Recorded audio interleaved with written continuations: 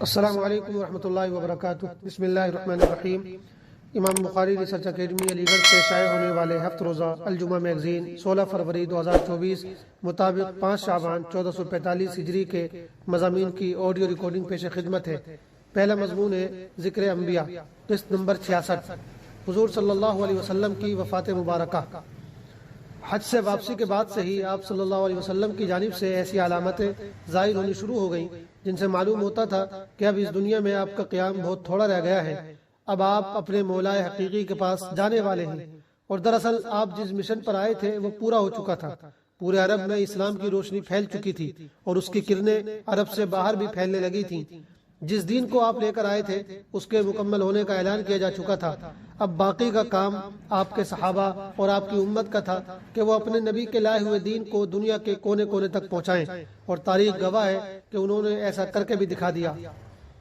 آپ صلی اللہ علیہ وسلم نے حج کے موقع پر ہی اشارہ دیتے ہوئے فرمایا تھا، شاید میں اس سال کے بعد اس مقام پر تم لوگوں سے دوبارہ کبھی نہ مل سکوں۔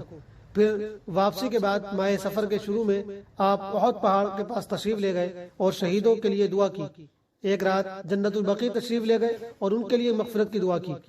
29 صفر 11 ہجری کو آپ کے سر میں درد شروع ہوا، یہی آپ کے مرض وفات کا آغاز تھا۔ آپ کل 13 یا 14 دن بیمار رہے۔ آخری ہفتہ رسول اللہ صلی اللہ علیہ وسلم کی طبیعت روز بروز بوجھل ہوتی جا رہی تھی۔ اس دوران آپ اپنی ازواج مطہرات سے پوچھتے رہتے تھے کہ کل کہاں رہوں گا، میں کل کہاں رہوں گا۔ اس سوال سے آپ کا جو مقصود تھا ازواج مطہرات اسے سمجھ گئی، چنانچہ انہوں نے اجازت دے دی کہ آپ جہاں چاہیں رہیں۔ اس کے بعد آپ حضرت عائشہ کے مکان میں منتقل ہو گئے۔ منتقل ہوتے ہوئے حضرت فضل بن عباس اور حضرت علی کا سہارا لے کر درمیان میں چل رہے تھے۔ سر پر پٹی بندھی تھی اور پاؤں مبارک زمین پر گھسٹ رہے تھے۔ اسی کیفیت کے ساتھ آپ صلی اللہ علیہ وسلم حضرت عائشہ کے مکان میں تشریف لائے اور پھر حیات مبارکہ کا آخری ہفتہ وہیں گزارا۔ حضرت عائشہ معوذات یعنی قل اعوذ برب الفلق اور قل اعوذ برب الناس اور رسول اللہ صلی اللہ علیہ وسلم سے حفظ کی ہوئی دعائیں پڑھ کر آپ پر دم کرتی رہتی تھی اور برکت کی امید میں آپ کا ہاتھ آپ کے جسم مبارک پر پھیرتی رہتی تھی۔ مضمون کا یہ سلسلہ آگے بھی جاری رہے گا انشاءاللہ۔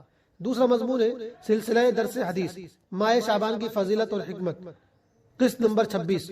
مضمون نگار ہے مولانا ابو طلحہ بنارسی ندوی۔ حضرت عائشہ رضی اللہ تعالیٰ عنہ فرماتی ہیں کہ اللہ کے رسول صلی اللہ علیہ وسلم کے نزدیک روزہ رکھنے کے لیے سب سے زیادہ پسندیدہ مہینہ شعبان تھا۔ نسائی جلد نمبر 1 صفحہ نمبر 321۔ اس طرح کی بہت سی روایت سے پتہ چلتا ہے کہ شعبان کے مہینے کو ایک خاص فضیلت حاصل ہے۔ نیز اللہ کے رسول صلی اللہ علیہ وسلم کو رمضان کے بعد سب سے محبوب شعبان کا مہینہ تھا، اسی وجہ سے اس میں روزوں کا بڑی خصوصیت کے ساتھ اہتمام فرمایا کرتے تھے۔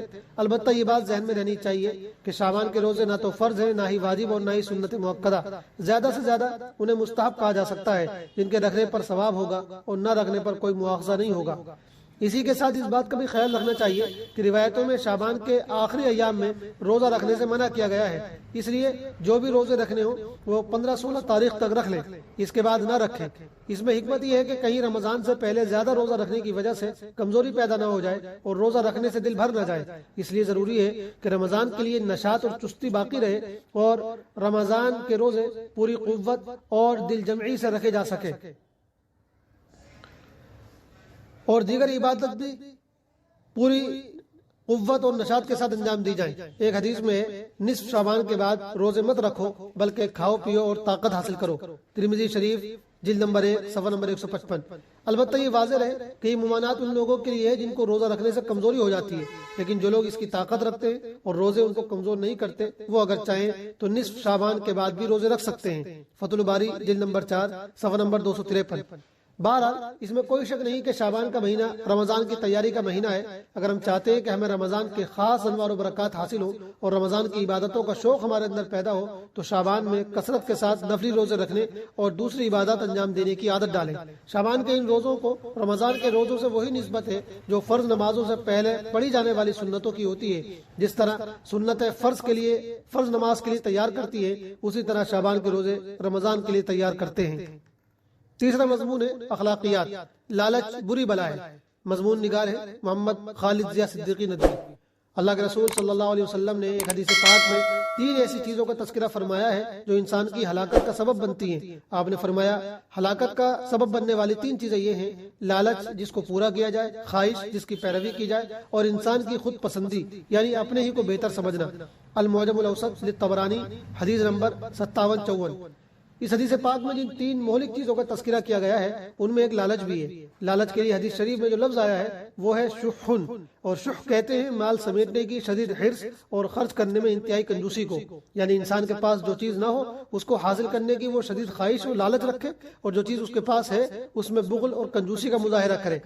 اس تشریح سے معلوم ہوا کہ ہر لالچ ہلاکت کا سبب نہیں بنتا، بلکہ وہ لالچ ہلاکت کا سبب بنتا ہے جس کو پورا کرنے کے لیے انسان اپنی ساری توانائی خرچ کر دے، اپنے تن من دھن سب کی بازی لگا دے، کیونکہ اس صورت میں اسے نہ پھر حلال نظر آتا ہے اور نہ حرام کی فکر ہوتی ہے، بلکہ وہ اپنے لالچ کو پورا کرنے کی دھن میں لگا رہتا ہے۔ ظاہر سی بات ہے کہ ایسے میں اسے جائز و ناجائز کی کیا پرواہ ہو سکتی ہے۔ اسی لیے اللہ کے نبی صلی اللہ علیہ وسلم نے ایسے لالچ سے بچنے کا حکم دیتے ہوئے فرمایا لالچ سے بچتے رہنا، کیونکہ اسی لالچ نے تم سے پہلے لوگوں کو ہلاک کیا تھا، انہیں خون بہانے اور عزت پامال کرنے پر آمادہ کیا تھا۔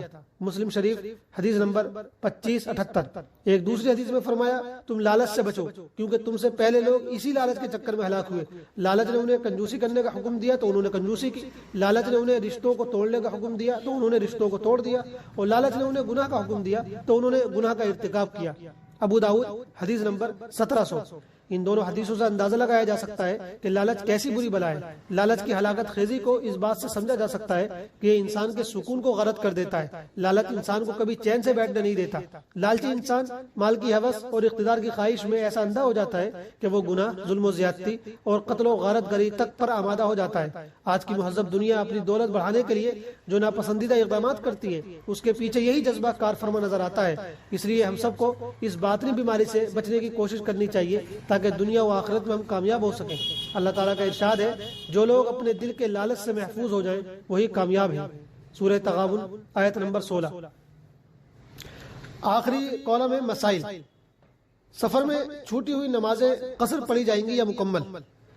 سوال: اگر حالت سفر میں کچھ نمازیں قضا ہو گئی ہوں اور انہیں سفر میں ادا کرنے سے پہلے ہی گھر واپس آ گیا ہو تو کیا 2 رکعت قصر کر کے قضا کریں گے یا مکمل 4 رکعت ادا کرنی ہوں گی؟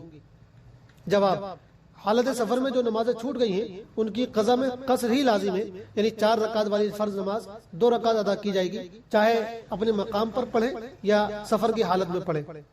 والسلام علیکم ورحمۃ اللہ وبرکاتہ۔